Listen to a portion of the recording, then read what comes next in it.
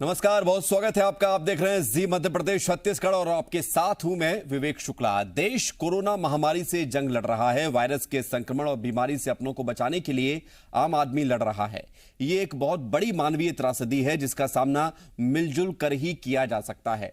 वक्त की इसी मांग ने कुछ लोगों को अपने पराये नफे नुकसान और स्वार्थ को छोड़कर कुछ बड़ा करने की प्रेरणा दी।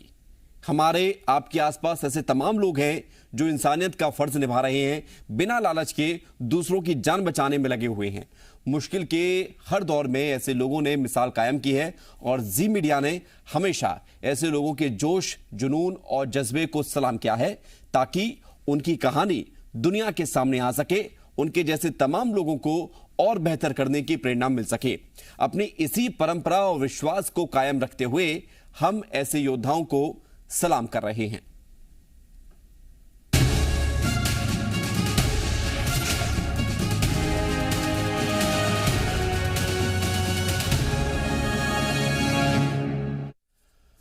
और अगले योद्धा से आपको मिलवाएं उसके बारे में पहले आपको बताते हैं। जी मध्य प्रदेश छत्तीसगढ़ की इस खास पेशकश सलाम इंडिया में आज हम आपको मिलाएंगे स्पर्श मल्टी स्पेशलिटी हॉस्पिटल के डॉक्टर संजय गोयल से, जो anaesthesia and critical care expert हैं।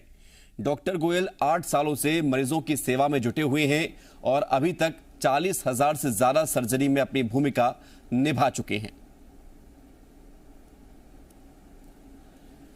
तो डॉक्टर गोयल के बारे में हमने आपको बताया, लेकिन हम आपके बारे में आपको बताते हैं उनके बारे में और ज्यादा विस्तार से। पहले आप उसको जानिए, फिर हम डॉक्टर गोयल से सवाल भी करेंगे, जानेंगे उनके कामों को लेकर भी।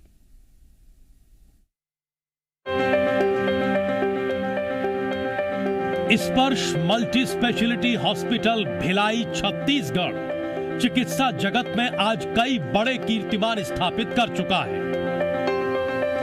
यहां के medical superintendent doctor Ajay Goyal और managing director doctor Deepak Verma के मार्गदर्शन में यह अस्पताल लोगों को निरंतर अपनी उच्च स्तरीय सेवाएं उपलब्ध करा रहा है। स्पर्श अस्पताल और डॉक्टर संजय गोयल मानव सेवा के प्रति अपनी जिम्मेदारियां हमेशा उठाते हैं। कोरोना काल के दौरान भी डॉक्टर संजय गोयल आज एक लीडर की तरह अपना कर्तव्य निभा रहे हैं। चिकित्सा क्षेत्र में अपना सर्वश्रेष्ठ योगदान दे रहे डॉक्टर संजय गोयल को इंडिया का सलाम।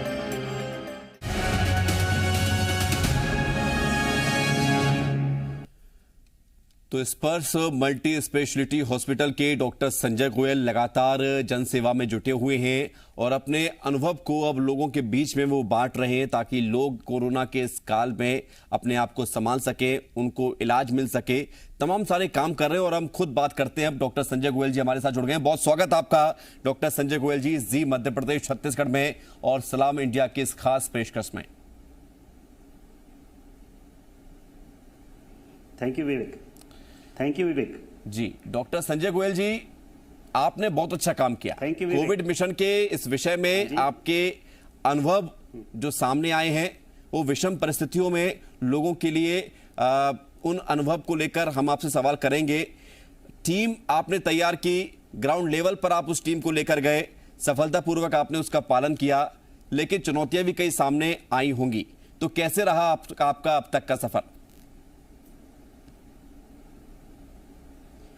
विवेक, सबसे पहले तो मैं जीटीवी के माध्यम से जितने भी कोरोना वॉरियर्स है जो इस मिशन में इन्वॉल्व थे, चाहे वो मेरे हॉस्पिटल में हो या दुनिया में कहीं भी हो, उनको आपके स्टूडियो के माध्यम से मैं सैल्यूट करता हूं। विवेक, हम जब कभी भी डॉक्टर बनने का सपना देखते थे तो हमारे दिमाग में एक चीज़ होती थी कि हमें ज़िंदगी में कुछ ऐसा काम करना है कि हमारा उद्देश्य डॉक्टर बनने का जो है वो सार्थक हो सके। जब कोरोना की शुरुआत हुई तो बहुत ही चैलेंजिंग था, क्योंकि टीम को बिल्ड करना सबसे बड़ा चैलेंज था जी। ज़्यादा से ज़्यादा स्टाफ जो थे वो इस मिशन में काम नहीं करना चाहते थे, क्योंकि उनको अपने परिवार का और बाकी अपनी जान का भय था।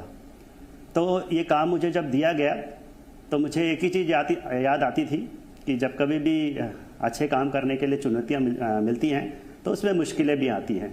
तो डेफिनेटली मुझे कहीं ना कहीं ऐसा एग्जाम्पल सेट करना था आगे बढ़ के कि पूरी टीम मोटिवेट हो सके, एक अच्छा काम कर सके।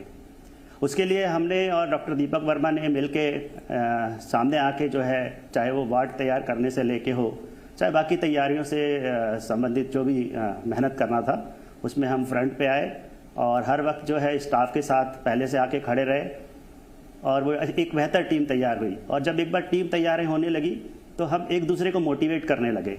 हमारा एक हाउस कीपिंग स्टाफ होता था, वो भी हमको मोटिवेट करता था। वो दिन रात मेहनत करता था, रात जागता था, अपनी जान पे खेलता था, अपने बच्चों की जान की परवाह किए बिना काम करता था। तो हमें लगता था एक थोड़े से पैसे के लिए एक जब हाउस कीपिंग स्टाफ इतना अच्छा काम कर सकता है तो हम क्यों नहीं कर सकते हैं। तो एक चैलेंज तो टीम बिल्ड करने का था, दूसरा चैलेंज जो था उस टीम को कंटिन्यू करने का था। विवेक, बिल्कुल, टीम का कंटिन्यू करने में सबसे बड़ा जो प्रॉब्लम हमको आ रहा था, लगातार लोगों की तबीयत खराब होती जाती थी। तो ऐसे में जब हमारे पास वर्कलोड इतना ज़्यादा था और जो ट्रेंड स्टाफ है लगातार बीमार पड़ रहे थे, तो उनको रिप्लेस करना और उनके जगह जो एक्स्ट्रा काम हमको करना पड़ता था, उस कंटिन्यूटी को मेंटेन करना कहीं ना कहीं अपने आप में बहुत बड़ा चैलेंज था। तीसरा इसका एस्पेक्ट था विवेक, हम लोगों को जो इमोशनल सेटबैक होते थे, जब हम दिन रात मेहनत करते थे, अपना पूरा 100% देते थे, उसके बावजूद भी कई पेशेंट जो हमारे ऊपर 100% ट्रस्ट करते थे, उनकी मृत्यु हो जाती थी बिना किसी कारण के। सडनली पेशेंट कई बार स्टेबल होता था और डेथ हो जाती थी। ऐसी अवस्था में अपने आप को मोटिवेटेड रखना एक बहुत बड़ा चैलेंज था, क्योंकि हमें बहुत बड़ा सेटबैक होता था कि हमने तो पूरा प्रयास किया, उसके बाद भी हम इस व्यक्ति की जान नहीं बचा पाए। चौथा जो सबसे बड़ा चैलेंज हमको विवेक आया उस समय, अचानक दवाइयों का खत्म हो जाना। बीच में ऐसी एक अवस्था आई कि हमारे हॉस्पिटल में 150 मरीज भर्ती हैं, लेकिन रेमडेसिविर 20 लोगों के लिए अवेलेबल है। तो ऐसी अवस्था में किन मरीजों को वो दवा देना है, वो जस्टिफाई करना अपने आप को, और जो मरीज बचे हुए हैं उनको दवा नहीं मिल रही है, तो ऐसे वक्त में डिसीजन लेना, बीइंग एन एडमिनिस्ट्रेटर, एक बहुत बड़ा टफ काम था। और सबसे बड़ी जो चुनौती विवेक आई हमारे पास कि एक समय हमारे पास 120 मरीज ऑक्सीजन पे थे और हमारे पास केवल 2 घंटे का ऑक्सीजन बचा हुआ था। तो ऐसी अवस्था में टीम लीडर होने के नाते मुझे स्टाफ को ये मैसेज भी नहीं देना था कि अब ऑक्सीजन खत्म होने वाली है, और एट द सेम टाइम मेरे मरीजों के लिए ऑक्सीजन उपलब्ध कराना था। तो कहीं ना कहीं जब आप अच्छा काम करते हो तो ऊपर वाला ऐसे मदद भेज देता है कि आप जिसकी उम्मीद नहीं करते हो। तो इस तरह के जो चैलेंजेस आते गए विवेक, डेफिनेटली उस सारी टीम ने मिल के कहीं ना कहीं उस ये सारी परिस्थितियों टीम स्पिरिट होनी चाहिए, कहीं ना कहीं हम और टीम स्पिरिट आती है टीम लीडर से। अगर टीम लीडर आपके जैसा है, अगर टीम लीडर में ये आत्मविश्वास है कि वो कुछ कर सकता है अपनी टीम के साथ, तो फिर टीम के बाकी मेंबर्स भी उतनी ही ऊर्जा के साथ काम करते हैं, उतने ही जोश के साथ काम करते हैं। डॉक्टर साहब, कोविड के लक्षणों के विषय में तो सभी लोग जानते हैं कि बुखार आ जाना, सर्दी जुकाम हो जाना, लेकिन ऐसे कई मामले सामने आए हैं कि कई बार लक्षण महसूस भी नहीं होते लेकिन रिपोर्ट कोरोना पॉजिटिव आती है। तो वो प्रमुख सिम्टम्स के बारे में एक बार फिर से हम रिकॉल करना चाहेंगे आपके माध्यम से कि कोविड-19 के मरीजों में वो क्या ऐसे लक्षण हैं जो परसिस्ट करते हैं, जो उनमें मौजूद होते हैं। हाँ विवेक, आपने बहुत अच्छा प्रश्न किया। कोविड से रिलेटेड सिम्टम्स तो अब सारे लोग समझ चुके हैं, लेकिन जो कोविड के पश्चात जो सिम्टम परसिस्ट करते हैं उनका हमको जानना जरूरी है और उसके कारण भी जानना जरूरी है। जो वायरस हमारे शरीर में एक बार विवेक घुस जाता है, उसके बाद हो सकता है कि वो कई महीने तक आपके शरीर में परसिस्ट करे या री इन्फेक्शन आपको हो जाए। तो ऐसी अवस्था में हम जो अपने मरीजों में सबसे कॉमन सिम्टम्स कोरोना के पश्चात देख रहे हैं, उनमें मरीजों को कमजोरी आना, फटीग जिसको कहते हैं, वो एक इम्पॉर्टेंट सिम्टम्स है। सांस से संबंधित कोई तकलीफ होना, वो एक इम्पॉर्टेंट सिम्टम्स है।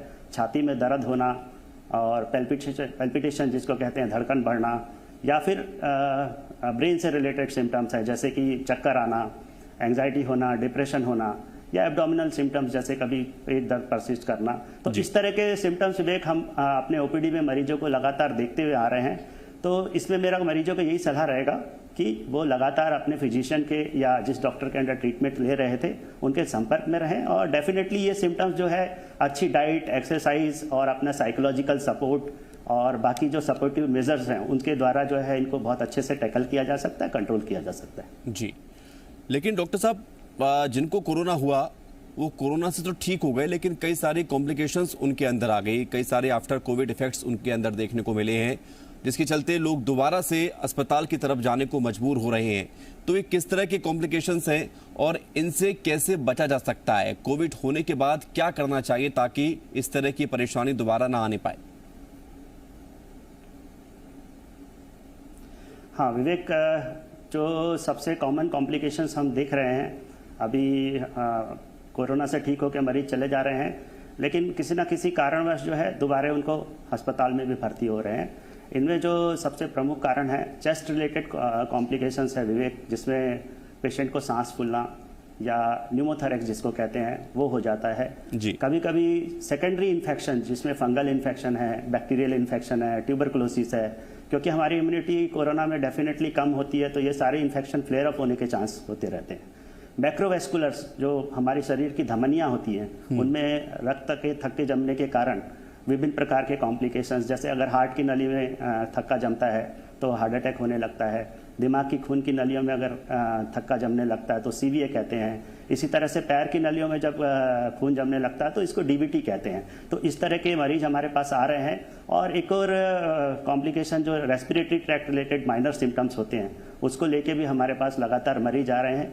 2 मरीज हमने ऐसे देखे विवेक जिन्हें कोरोना के पश्चात जो है पेट की आंत जो है उसकी फट गई और उसका ऑपरेशन करना पड़ा, और एक मरीज जिनको पैंक्रेटाइटिस डेवलप हुआ वो हायर सेंटर्स में ट्रीटमेंट लिया, उसके बाद ठीक हो गया। कभी कभी ब्लीडिंग से रिलेटेड कॉम्प्लिकेशंस भी हम लोगों को देखने मिल रहे हैं विवेक। तो मेरा इसमें यही सलाह रहेगा मरीजों को कि जो भी दवाइयाँ प्रिस्क्राइब की गई हैं आपको और जो भी टेस्ट समय समय पर आपको प्रिस्क्राइब किए जाते हैं तो उसको बहुत ध्यान दें। उस पर ये ना सोचे कि एक बार अगर कोरोना ठीक हो गया है तो हम सुरक्षित हो गए हैं। सुरक्षित आप हो गए हैं और सुरक्षित रहेंगे, लेकिन आपको ध्यान देने की जरूरत है। बिल्कुल ध्यान तो देना ही होगा, क्योंकि ध्यान नहीं देंगे और अज्ञानता का प्रदर्शन करेंगे तो कोरोना अभी जड़ से खत्म नहीं हुआ है, लोगों को समझना भी होगा। लेकिन डॉक्टर साहब, इन दिनों ब्लैक फंगस, वाइट फंगस या फंगल इन्फेक्शन की बहुत ज़्यादा बात हो रही है, कई सारे मामले सामने आ रहे हैं, लोगों की जान भी जा रही है। तो फंगस इन्फेक्शन से कैसे बचें और ये पूरा ये क्या स्ट्रक्चर है जिसके चलते लगातार अलग अलग रंग के फंगस सामने आ रहे हैं, इसके बारे में सर बताइए। विवेक, जैसे आपको पता ही होगा फंगस जो होता है बेसिकली जो डेड टिश्यूज होते हैं, डिकेइंग टिश्यूज होते हैं, उन पे नेचुरली ग्रो करता है।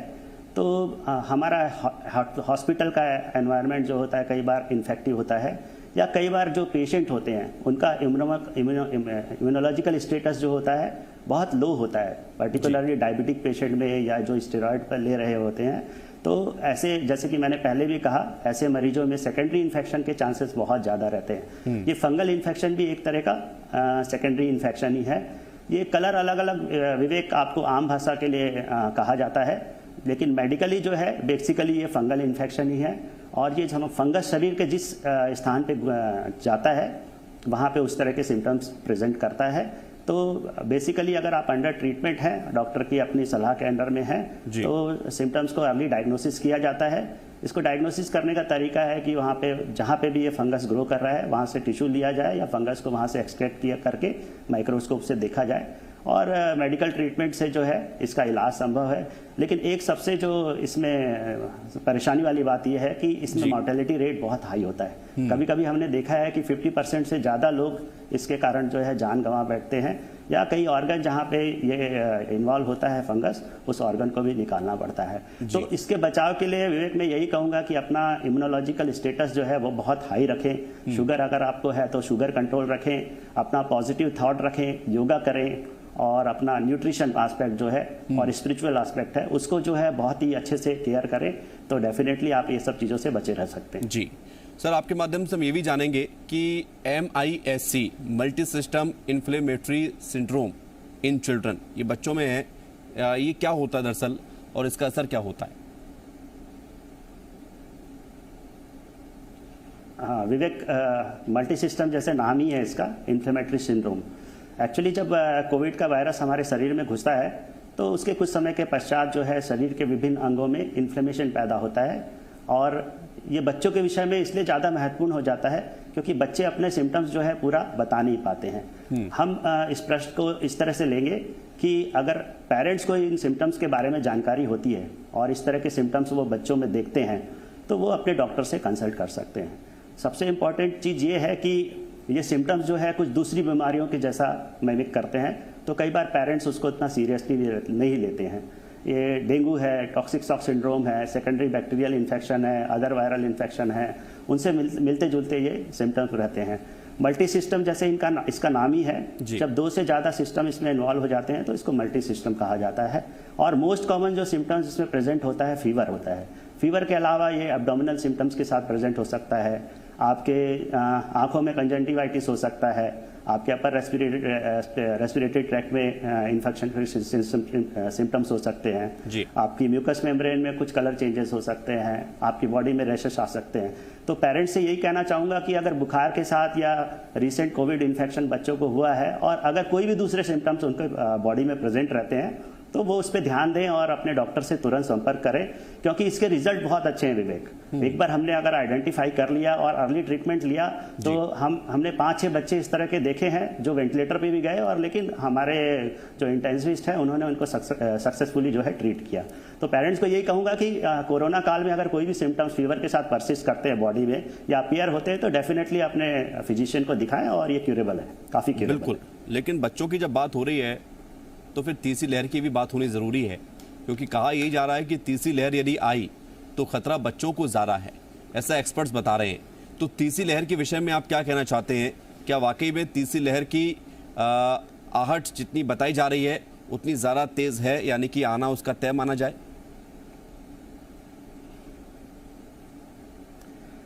विवेक, आपने बहुत ही कठिन प्रश्न किया है।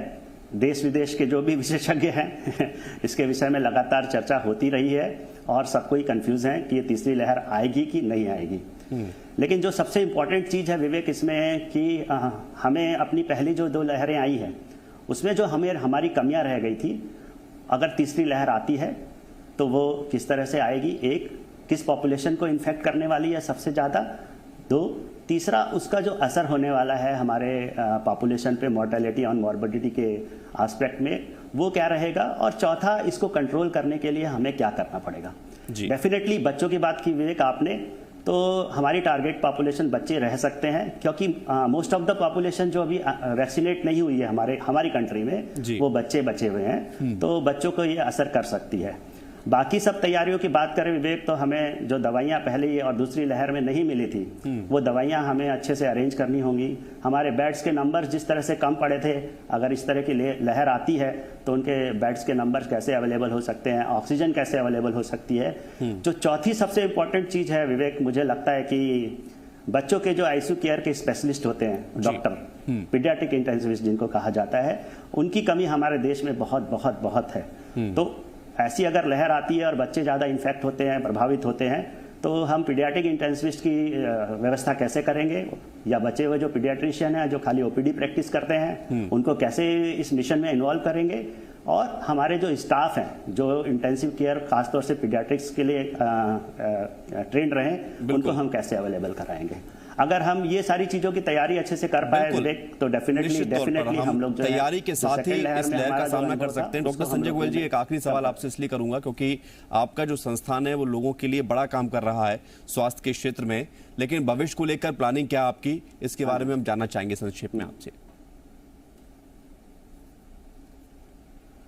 विवेक, आज तक हमने हमारे कंट्री में स्वास्थ्य को हमेशा हमने सेकेंडरी समझा है, हमने इतना इम्पोर्टेंस स्वास्थ्य को कभी दिया ही नहीं।